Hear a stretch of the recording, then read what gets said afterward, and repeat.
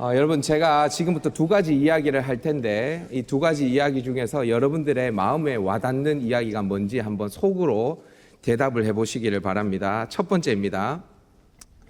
살아보니까 다른 거 다 필요 없어. 예수님 한 분이면 충분해. 아멘이십니까? 아멘이 별로 없네요. 자, 두 번째입니다. 살아보니까 예수님 믿는 것만으로는 안 되더라. 돈도 필요하더라. 자, 첫 번째, 두 번째. 어디 마음이 많이 가십니까? 왜 웃어요? 뭐라고 말을 못 하겠죠? 솔직히 두 번째 마음이 많이 가는데 그렇게 티를 못 내겠죠. 티를 냈다간 믿음 없는 집사, 믿음 없는 성도라는 그런 눈총을 받을까봐 여러분들 표현을 못 하는 것입니다. 어떻게 아냐고요? 여러분들 얼굴에 딱 그렇게 써 있습니다. 근데 여러분, 사실 교회에서 꼭 정답이 아니라고 할지라도 이런 이야기를 할 수 있어야 합니까? 할 수 없어야 합니까? 할 수 있어야 하죠. 그리고 그 이야기를 들은 사람은 어떻게 반응해야 합니까? 그래, 그렇지. 나도 살아보니까 그럴 때가 있더라. 우리 예수님이 이런 우리의 연약함을 다 아실 거야. 그리고 반드시 때를 따라 하나님께서 우리에게 물질도 주실 거야. 그러니까 함께 기도하자. 이렇게 해야 되는 게 교회 아니에요? 맞나요? 에이, 목회자가 무슨 그렇게 돈을 밝히냐? 또 집사가 권사나 돼가지고 뭐 그렇게 믿음이 없는 소리를 하냐? 이렇게 정죄하는 거는 교회에서 할 일이 아니죠. 그렇죠? 꼭 정답이 아니라고 할지라도 그 이야기, 그 연약함을 들어주고 공감해주고 그를 품어주고 난 다음에 함께 예수님께로 나아가는 것이 교회 공동체라고 할 수 있겠죠. 오늘 본문의 오병이어의 표적도 바로 그런 상황이라고 보시면 됩니다. 여러분, 오병이어 다 아는 표적이죠. 물고기 2마리, 보리떡 5개로 몇 명을 먹였어요? 5,000명을 먹였어요. 왜 예수님께서 그곳에서 5,000명을 먹이셨냐면 그곳은 빈들이고 해가 질 역이었기 때문에 먹을 것이 없었습니다. 5,000명이 되는 군중들이 배가 고팠습니다. 예수님은 물고기 2마리, 보리떡 5개를 가지고 축사하셨을 때 그 5,000명이 배불리 먹고 남고 12바구니나 차게 거두는 역사를 일으키셨죠. 근데 여러분, 예수님께서 이 땅에 오신 목적은 5,000명의 사람들을 배불리 먹이는 데는 있지 않습니다. 맞습니까? 예수님이 배부르게 우리를 먹이시기 위해서 이 땅에 오신 것은 아닙니다. 여러분, 우리가 아무리 배가 불렀다 하더라도요, 내일이 되면 배고픈 것이 인생입니다. 예수님께서 우리의 배를 불리기 위해서 잘 먹고 잘 살게 해주시려고 이 땅에 오신 것은 아닙니다. 예수님은 목자 없는 양 같은 우리들, 그래서 결국 사자와 이리의 밥이 될 우리의 목자가 되셔서 우리를 생명으로 인도하시기 위해서 이 땅에 오신 줄 믿습니다. 아멘이십니까? 그런데 그분은 먼저 빈들에서 배가 고픈 백성들에게 보리떡을 먹이셨어요. 보리떡을 먹이셨습니다. 물고기로 그들의 배고픔을 달래주셨습니다. 그렇게 먼저 그들과 공감하신 후에 예수님께서는 그들을 생명으로 인도하십니다. 살아보니까 예수님 믿는 것만으로는 안 되더라. 돈도 있어야 되더라. 라는 우리의 마음을 예수님은 충분히 알고 계세요. 그런데 여러분, 예수님께서 우리의 그런 마음을 알고 있다고 해서 우리가 보리떡을 먹고 난 뒤에 여전히 우리의 모든 관심이 보리떡에 있어야 되는 것은 아닙니다.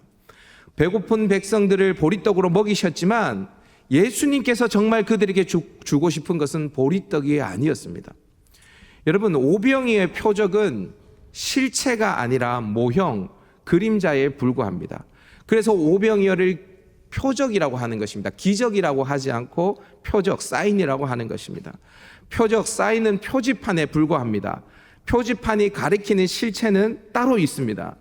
요한복음의 기록 목적을 보면 이것이 더 명확해지는데 우리 요한복음 20장 30절 31절 말씀을 다 같이 한번 읽어보도록 하십시다. 시작. 예수께서 제자들 앞에서 이 책에 기록되지 아니한 다른 표적도 많이 행하셨으나 오직 이것을 기록함은 너희로 예수께서 하나님의 아들 그리스도이심을 믿게 하려 함이요 또 너희로 믿고 그 이름을 힘입어 생명을 얻게 하려 함이니라. 아멘. 요한복음의 기록 목적은요, 여러분 명확합니다. 표적을 통해서 결국에는 뭘 얻게 하는 거예요? 생명을 얻게 하는 것입니다. 표적을 통해서 생명을 얻게 하는 거예요. 근데 여러분, 표적을 통해서 생명을 얻게 하는데 중간 단계가 있습니다. 그게 뭐냐면 예수님을 믿게 해서 생명을 얻게 하는 것입니다. 중간 단계가 뭐라고요? 예수님을 믿게 하는 것입니다. 그러니까 표적, 예수님, 믿음, 그 다음에 생명입니다. 이해되십니까? 표적을 통해서, 표적이 출발점이에요. 도착점은요, 생명입니다. 그 중간에는요, 예수님을 믿는 게 있습니다. 예수님을 믿는, 예수님께서 하나님의 아들 그리스도이심을 믿을 때에 결국에는 생명을 얻게 되어지는 것입니다. 자, 그러면 왜 표적과 생명 사이에 예수님을 믿는 것이 들어가냐? 그거는 여러분 생명에 대한 이해가 있으면 쉽게 이해할 수 있습니다. 여러분 저를 한번 보십시오. 저에게 생명이 있는 것 같습니까? 없는 것 같습니까? 생명이 있는 것 같습니까? 생명이 있으니까 저 말도 하고 움직이기도 하고, 그죠? 그렇게 하죠. 생명이 있는 것 같죠? 그런데 여러분, 이 생명을 여러분들이 만질 수 있습니까? 만질 수 있나요? 저의 생명을? 저한테 있는 이 생명을 여러분 만질 수 있습니까? 가져가실 수 있습니까? 혹시 제 생명을? 저한테 한 10억 정도 주시고 사실래요? 사가실 수 있습니까? 여러분, 생명이 있는 것 같지만요, 생명은 쉽게 우리가 취할 수 없어요. 생명을 만질 수도 없고요, 생명을 거래할 수도 없고요, 생명이 사실 잘 보이지도 않습니다. 생명이 존재하는 것 같은데, 분명히 존재하는 것 같은데 이 생명은 만질 수 없고 취할 수 없어요. 근데 여러분, 이 생명을 취할 수 있는 한 가지 방법이 있습니다. 그게 뭐냐면 예수님을 취하는 것입니다.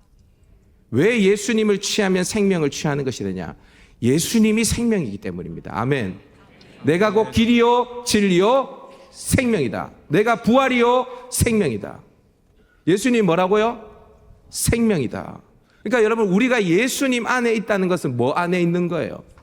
생명. 우리 안에 예수님이 있다는 것은 우리 안에 뭐가 있다는 거예요? 생명이 있다는 거예요. 여러분, 그러니까 예수님 안에 있으면 되는 거예요. 할렐루야. 아멘. 그런데 여러분, 예수님을 믿으려고 하니까 예수님이 누구인지 알아야 될 것 아닙니까? 예수님을 믿고 싶은데 믿음에도 내용이 있어야 되거든요. 내용이 없는 믿음은 믿음이 아니라 맹신입니다. 그러니까 예수님께서 하나님의 아들 그리스도이심을 믿으려면 예수님이 하나님의 아들 그리스도이라는 내용이 있어야 될 것 아닙니까? 그렇죠? 그죠?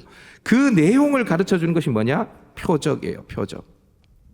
그러니까 표적은 예수께서 하나님의 아들 그리스도이심을 나타내는 도구인 거예요.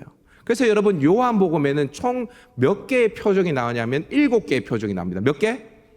7개의 표적이 나옵니다. 그리고 요한복음에는 7개의 에고 에이미, 예수님의 자기 계시가 나옵니다. 7은 완전수거든요.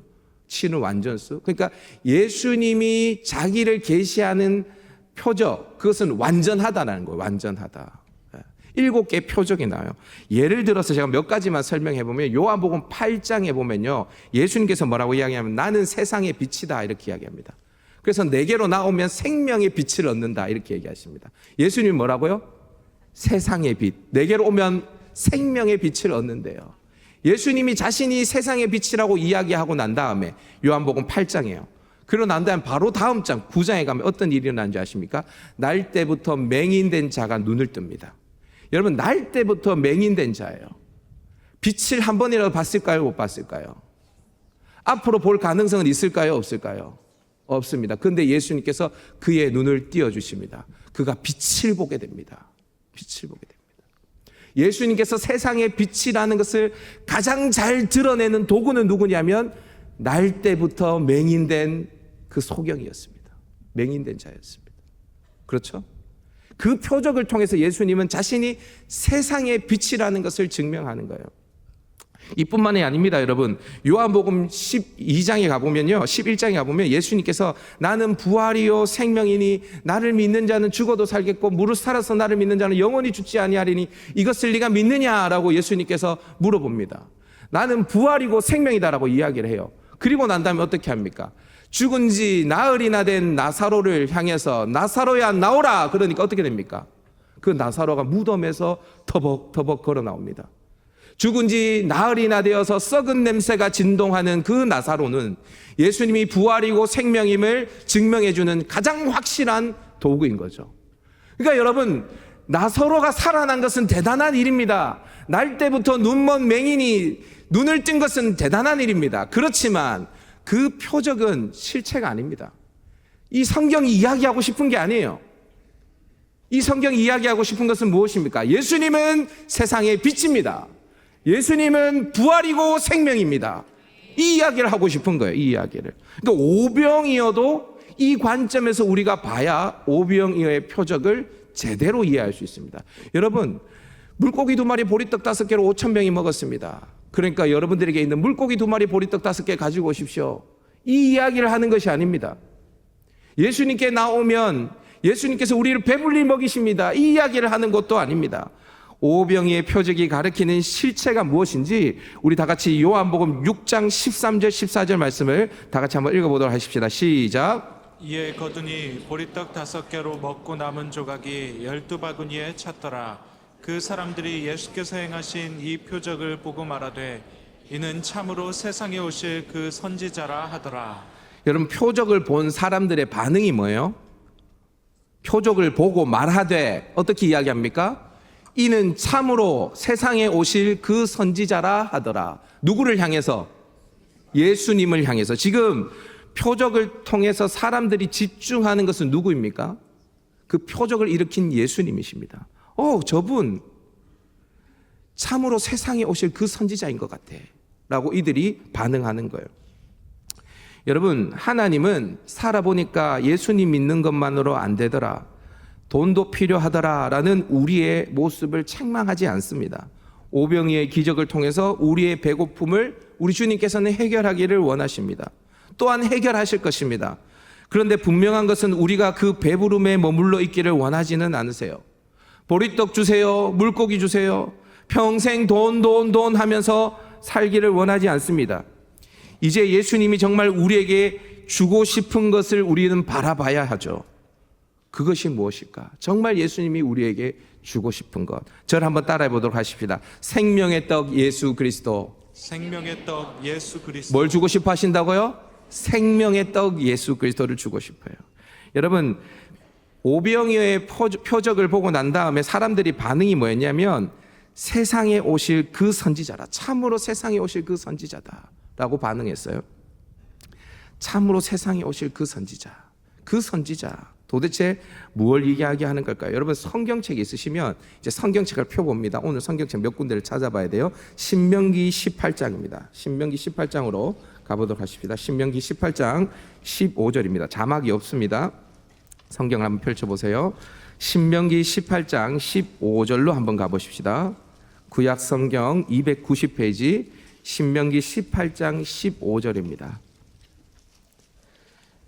신명기 18장 15절 구약 성경 290페이지 다 같이 한번 읽어봅니다. 시작. 내 하나님 여호와께서 너희 가운데 내 형제 중에서 너를 위하여 나와 같은 선지자 하나를 일으키시니 너희는 그의 말을 들을지니라. 아멘. 여러분, 지금 신명기는 모세가 죽기 전에 요단 동편에서 이스라엘 백성들, 특별히 광야 2세대들에게 전한 말씀이죠.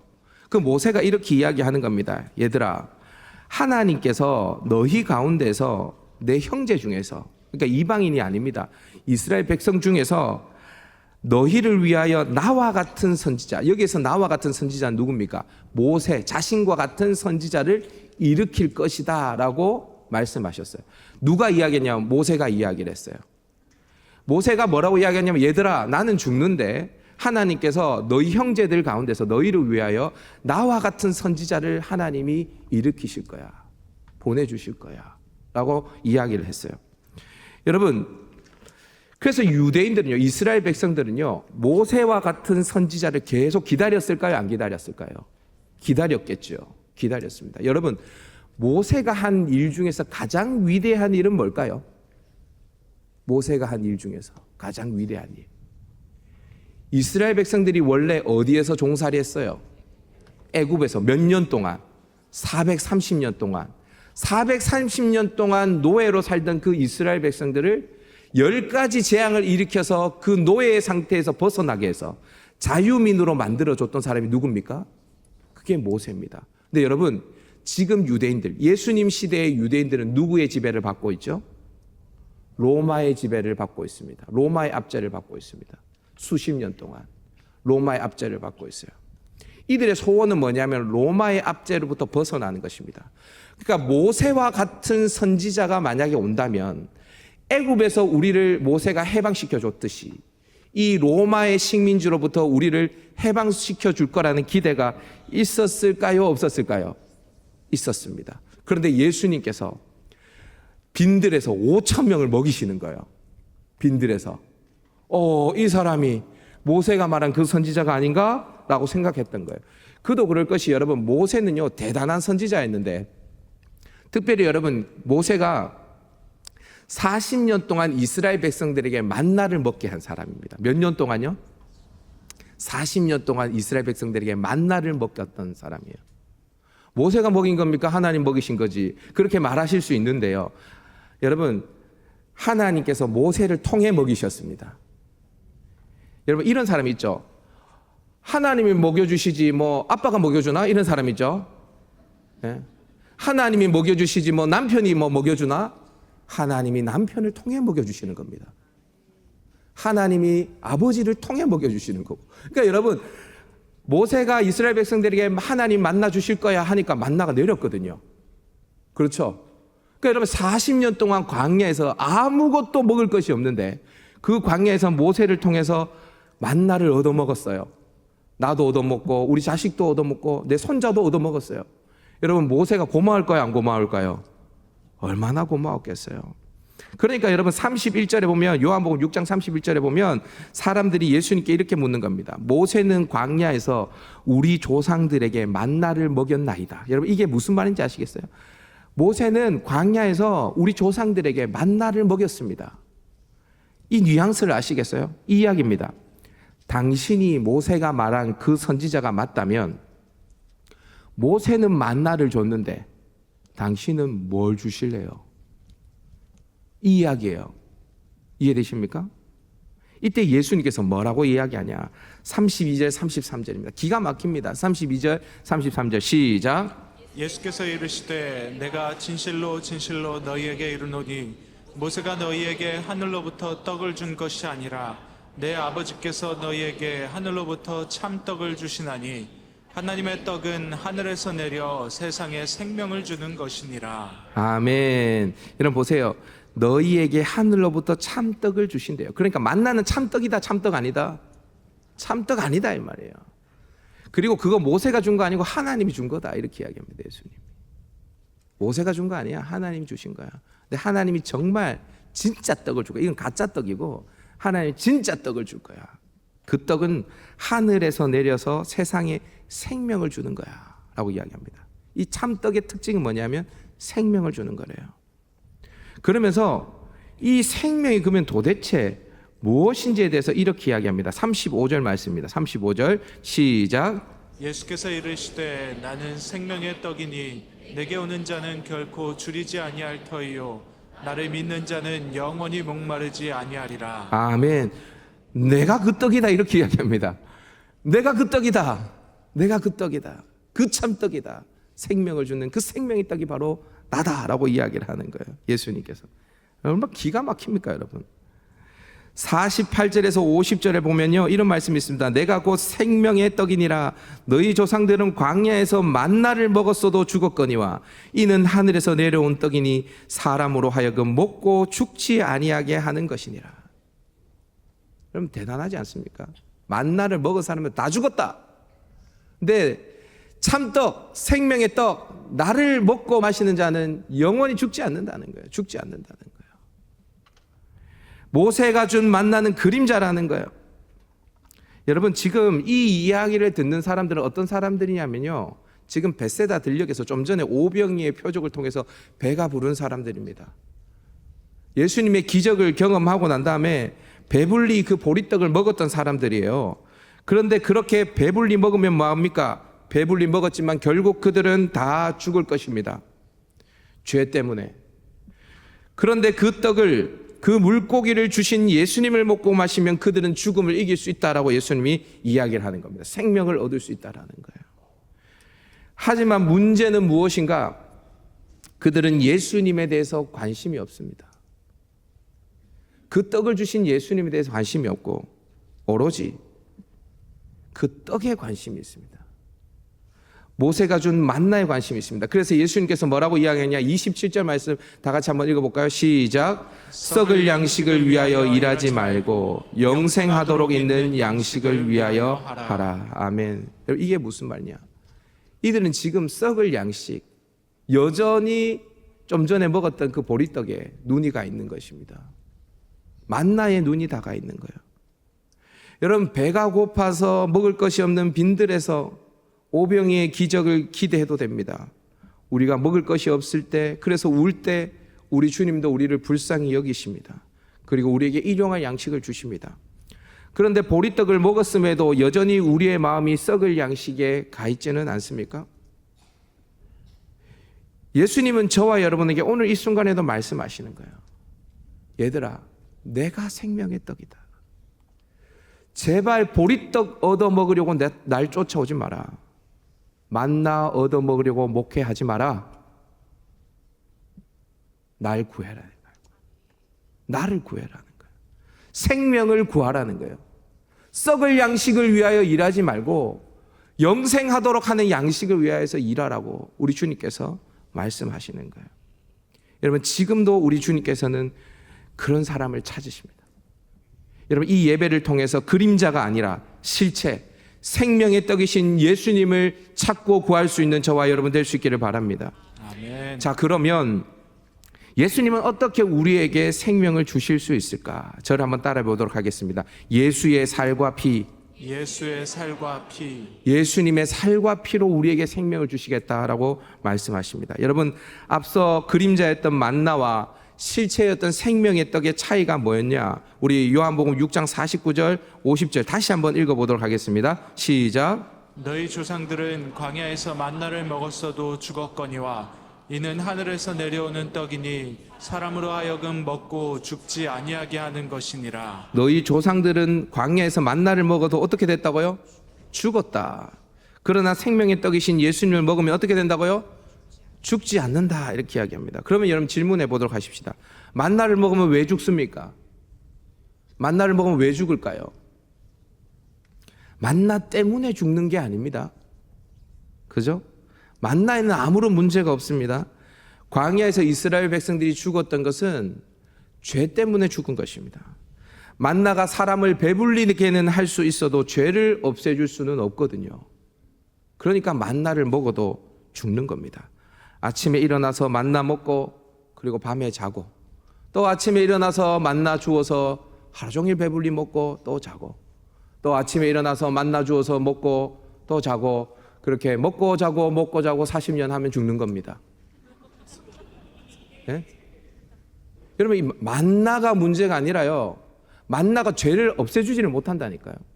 여러분, 사실 만나를 먹고 광야에서 이스라엘 백성들이 많이 죽었지만 사실 그 이전에 이스라엘 백성들은 죄 때문에 죽어야 될 사람들이었습니다. 여러분, 이스라엘 백성들이 애굽에서 탈출하기 전에 애굽에서는 모든 장자들이 다 죽었죠. 이스라엘 백성들도 애굽 사람들과 별반 다를 것이 없는 죄인이었습니다. 그렇기 때문에 그들도 역시 그날 하나님의 여호와의 사자가 그들을 치실 때에, 애굽을 치실 때 다 죽어야 할 사람들이었어요. 그런데 하나님께서 명령하신 대로 집안 문설주에 어린 양의 피를 바른 것을 통해서 죽음의 사자가 유월하셨죠. 그래서 이스라엘이 살게 되어졌습니다. 이것을 기념하는 절기가 뭐냐면 유월절입니다. 유월절. 이스라엘 백성들이 이 유월절을 대대로 지켰습니다. 하나님도 대대로 지키라고 명령하셨습니다. 그렇죠. 이스라엘 백성들에게는 매우 중요한 절기였습니다. 이스라엘 백성들은 매년 6월절 어린 양을 잡으면서 그 피가 원래 자신들이 흘려야 했을 피이며 그 피가 아니면 이미 그들은 죽은 목숨이라는 것을 깨달았어요. 6월절 어린 양의 고기를 먹으면서 함께 무교병과 쓴나물을 먹으면서 이들은 하나님의 은혜가 아니면 벌써 죽어야 할 존재라는 것을, 그것을 먹고 배부르면서 깨달았을 거예요. 그 하나님의 은혜를 기억했을 거예요. 그런데 분명한 것은요, 그 유월절 어린 양이 결코 자신들의 영원한 생명을 그들에게 줄 수 있다라고는 생각하지 않았을 겁니다. 왜냐하면 유월절 어린 양의 피가 그들의 죄를 완전히 해결해 줄 수는 없는 것이었거든요. 만약에 완전히 해결해 줄 수 있는 것이었다면 매년 지킬 필요도 없습니다. 그죠? 유월절 어린 양의 피가 죄를 완전히 없애해 줄 수 없었어요.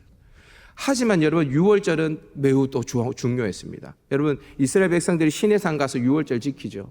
그 다음에 요단강 건너가 가지고 유월절 지킵니다. 길갈에서. 그리고 여러분, 유월절이라는 절기는 매우 중요해요.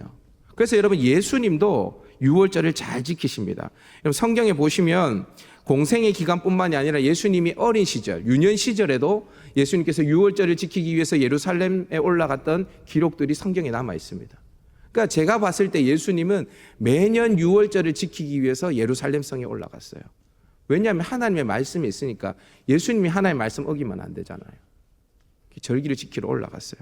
근데 여러분, 우리가 예수님의 공생의 기간을 3년으로 잡는데 3년으로 잡는 이유가 뭔지 아십니까? 예수님의 공생의 기간에 유월절이 총 몇 번 있었을까요? 총 4번 있었습니다. 4번. 지금부터 머리 아픕니다. 정신 바짝 차려야 됩니다. 4번 있었어요. 총 몇 번? 4번 있었습니다. 유월절, 첫 번째 유월절부터 두 번째 유월절까지 1년입니다. 두 번째 유월절부터 세 번째 유월절까지 2년입니다. 세 번째 유월절에서부터 네 번째 유월절까지 3년입니다.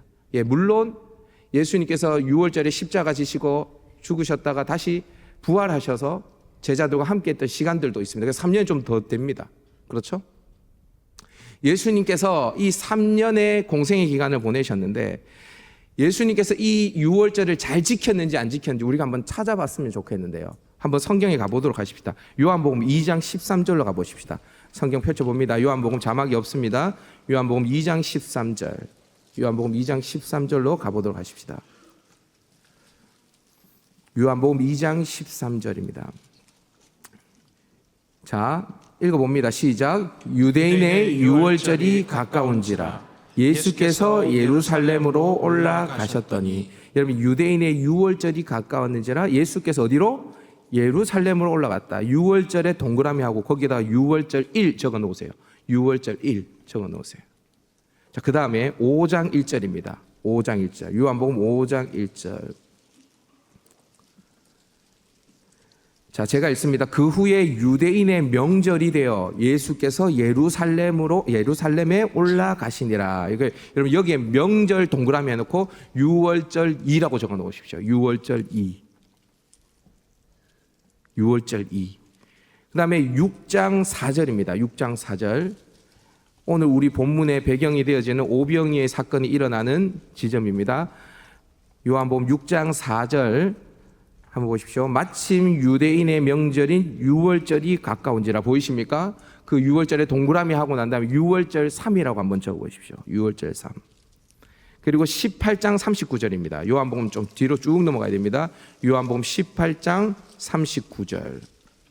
요한복음 18장 39절에 가보시면 유월절이면 내가 너희에게 한 사람을 놓아주는 전례가 있으니 라고 되어 있어요. 거기에 동그라미 유월절 4라고 적어보십시오. 이 유월절 4는 예수님이 십자가 지는 그 장면입니다. 유월절 4 이렇게 적어보십시오. 자, 여러분 보세요. 총 4번의 공생기간의 유월절을 맞이하는데 유월절 1과 유월절 2는요, 예수님이 예루살렘에 올라가셨다라는 이야기가 직접적으로 기록되어져 있습니다. 맞죠? 첫 번째 유월절과 두 번째 유월절은 예수님이 예루살렘에 올라갔다는 이야기가 성경에 기록되어져 있어요. 그리고 네 번째도 예수님이 십자가 지시기 위해서 지금 어디 계시냐면 예루살렘에 계십니다. 예루살렘에. 맞죠? 예수님이 예루살렘에 계십니다. 근데 여러분, 세 번째 유월절, 그러니까 오늘 본문이 되어 배경이 되어지는 이 오병이어의 표적이 일어났던 이 유월절에는 예수님이 어디 계십니까 지금? 갑자기 헷갈리십니까? 여러분, 예수님이 오병이어의 표적을 일으키신 곳이 어디입니까 지금? 갈릴리 벳세다입니다. 벳세다지요. 그리고 예수님께서 그 표적을 일으키니까 사람들이 예수님을 임금 삼으려고 해서 예수님이 제자들을 먼저 보내고 예수님께서 그 바다 위를 걸어서 그 갈릴리 건너편으로 가세요. 그 도시가 어디냐면 가버나움이거든요. 가버나움. 지금 예수님이 어디냐면 갈릴리 지방에 있어요. 갈릴리 가버나움, 벳세다. 여기 지금 계세요. 예수님이 예루살렘에 올라갔습니까? 안 올라갔습니까? 좀 어렵더라도 여러분 따라와 주세요. 올라갔어요? 안 올라갔어요? 안 올라갔죠? 그러면 예수님이 말씀을 어긴 거죠? 유월절 안 지킨 거죠? 맞죠? 예수님이 유월절 안 지킨 거 맞습니까?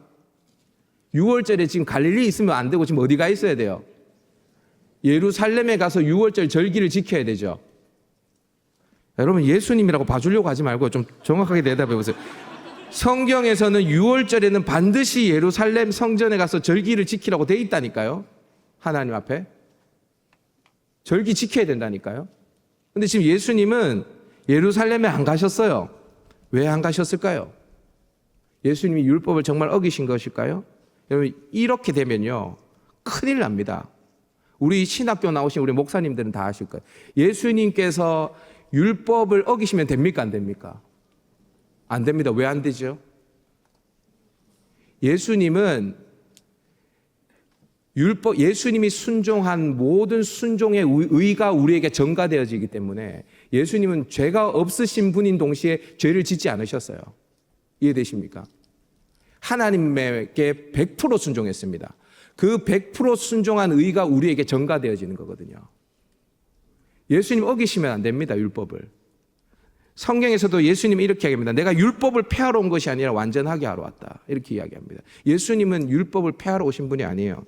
자, 그러면 예수님이 지금 유월절을 지키지 않았는데 율법을 어긴 것이 아니다. 어떻게 어긴 것이 아닌가? 여러분 지금 유대인들은 예루살렘에 모여서 유월절 절기를 지키고 있습니다. 어린 양을 죽여서 그 피를 흘리고 그 양의 고기와 무교병과 쓴나물을 먹고 있습니다. 그런데 그 유월절도 예수님은 뭐라고 이야기하냐면 그것도 가짜라는 거예요. 예수님이. 그것도 진짜가 아니라는 겁니다. 그것도 그림자라는 거예요. 실체는 뭐냐? 내가 실체라는 거예요. 유월절의 실체. 내가 실체라는 거예요. 그러면서 그 죽임당한 어린 양이 나를 가리키는 거라고 예수님 말씀하시면서 6장 53절에서 55절까지 이렇게 이야기합니다. 다 같이 한번 읽어볼까요? 시작. 예수께서 이르시되 내가 진실로 진실로 너희에게 이르노니 인자의 살을 먹지 아니하고 인자의 피를 마시지 아니하면 너희 속에 생명이 없느니라. 내 살을 먹고 내 피를 마시는 자는 영생을 가졌고 마지막 날에 내가 그를 다시 살리리니 내 살은 참된 양식이요 내 피는 참된 음료로다. 내 살은 뭐라고요? 참된 양식이요 내 피는 참된 음료로다. 그러니까 참된 양식이고 참된 음료라는 말은 참되지 않은 양식이 있고 참되지 않은 음료가 있다라는 거죠. 저 예루살렘에서 이루어지고 있는 저 유월절은 참된 양식, 참된 음료가 아니라는 거예요. 내 살과 피가 참된 양식이고 참된 음료라는 거예요. 여러분 이해되십니까? 그래서 유월절 어린 양의 고기를 먹고 마셔서는 생명을 얻을 수 없다라는 거예요. 자신의 살과 피를 통해서 예수님은 그 이스라엘 백성들에게 진짜 유월절을 허락하고 싶으셨던 거예요. 진짜 유월절. 십자가에서 찢으신 살, 쏟으신 피를 통해서 완전히 죄의 권세를 멸하고 그들에게 영생을 주고 싶으셨던 것이 바로 예수님의 유월절이었습니다. 그래서 여러분 이 세 번째 유월절은 십자가를 지시기 1년 전에 이 세 번째 유월절은 정말 이루어질 그 네 번째 유월절, 진짜 유월절을 위한 예비 단계라고 할 수 있어요. 보여주는 거예요, 지금. 오병이어를 통해서. 오병이어가 가리키는 건 뭐냐면 십자가를 가리키는 겁니다. 오병이어가 가리키는 것은. 예수님께서는요, 자신의 살과 피를 내어주셔서 그들에게 최고의 유월절을 주고 싶으셨던 거예요. 그런데 우리는 이 십자가, 예수님의 살과 피에 더 이상 관심이 없습니다. 십자가 말고 오병이어 돈 주세요. 오병이어 주세요. 떡을 주세요. 십자가 말고. 그건 됐고. 사랑하는 여러분, 예수님의 살과 피가 여러분들의 가슴을 뛰게 합니까?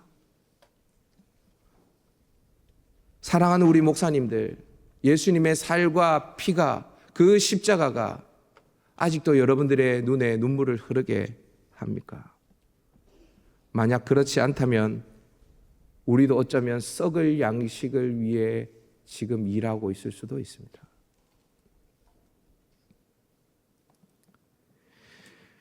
다시 예수님께로 나아가야 합니다.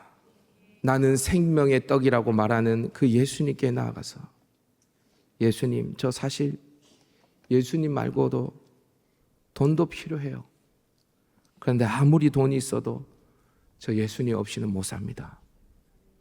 예수님이 주신 생명이 그 무엇보다도 귀합니다. 이렇게 다시 주님 앞에 고백할 수 있기를 주님의 이름으로 축복합니다. 아멘. 작년 연말이었습니다. 제45회의 청룡 영화상이 열렸습니다.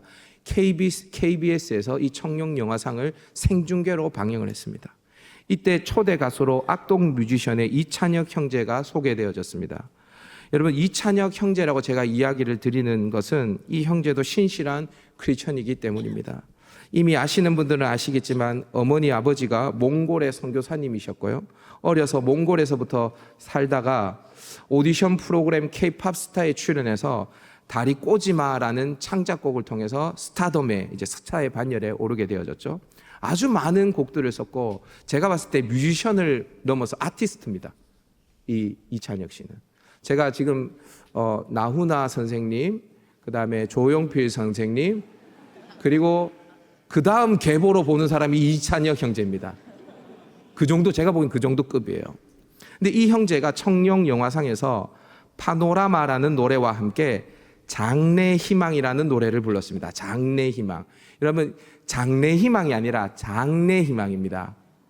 그러니까 뭐냐면 자기가 이제 죽고 난 다음에 자신의 장례식장이 이랬으면 좋겠다라는 희망을 가지고 쓴 노래예요. 자신의 장례식장. 아주 젊은 청년인데 이런 노래를 지었습니다. 제가 한번 들려드릴까 이런 생각이 있는데 한번 들려드릴까요? 여러분, 근데 주의사항이 있습니다. 앞에 설교 다 까먹고 이것만 기억하면 곤란해요. 네. 자, 우리 잠시만 듣고 오도록 하십시다. 아는 얼굴 다 모였네 여기에 한 공간에 다 있는 게 신기해 모르는 사람이 계속 오는데 누군지 기억이 안 나 미안해 종종 상상했던 내 장례식에 축하와 환호성 또 박수갈채 가 있는 파티가 됐으면 했네 왜냐면 난 천국이기 때문에 오자마자 내 몸집에 서너 배 커다란 사자와 친구를 먹었네 땅 위의 단어들로 표현 못해 사진을 못 보내는 게 아쉽네 모두 여기서 다시 볼 거라는 확신이 있네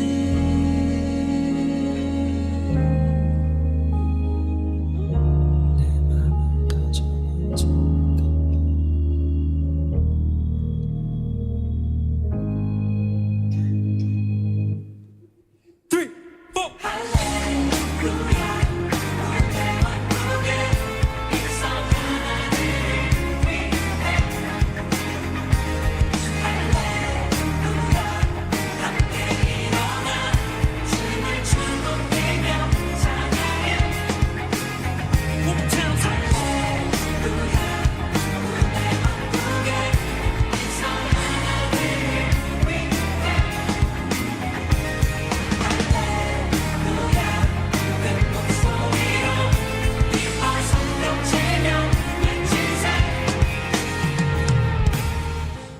와, 여러분, 이건 찬양 아닙니까?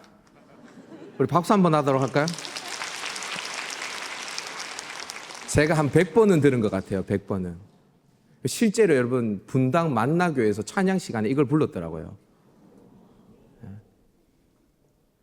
여러분 장례식장에서 할렐루야 꿈의 왕국에 입성한 아들을 위해 할렐루야 함께 일어나 춤을 추고 뛰며 찬양해. 여러분 이 청룡 영화상을 실제로 한번 보시면 이 형제가 막 춤을 추다가 어떻게 하냐면 관 안에 들어갑니다.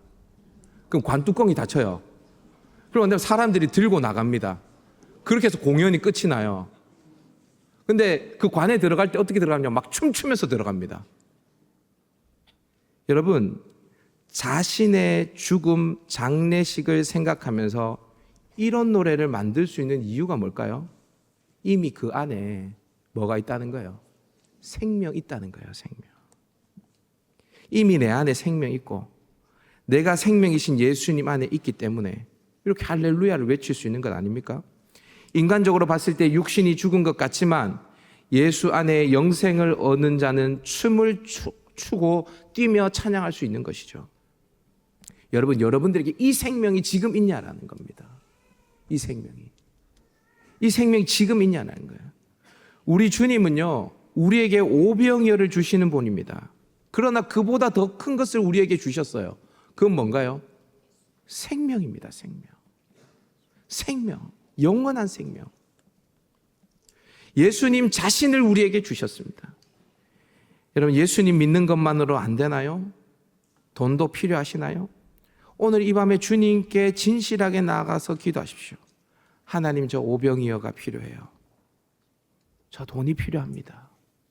그런데 그렇게 기도하시다 보면 어느덧 저와 여러분에게 그보다 소중한 생명이 있음을 발견하게 될 것입니다. 잠시 배부르게 하는 보리떡 물고기가 아니라 예수님의 살과 피가 우리의 잔치상에 놓여 있다는 것을 발견하게 될 것입니다. 그때 주님께 고백하십시오. 예수님, 당신으로 충분합니다. 당신으로 충분합니다. 그렇게 고백할 수 있는 저와 여러분 될 수 있기를 주님의 이름으로 축복합니다.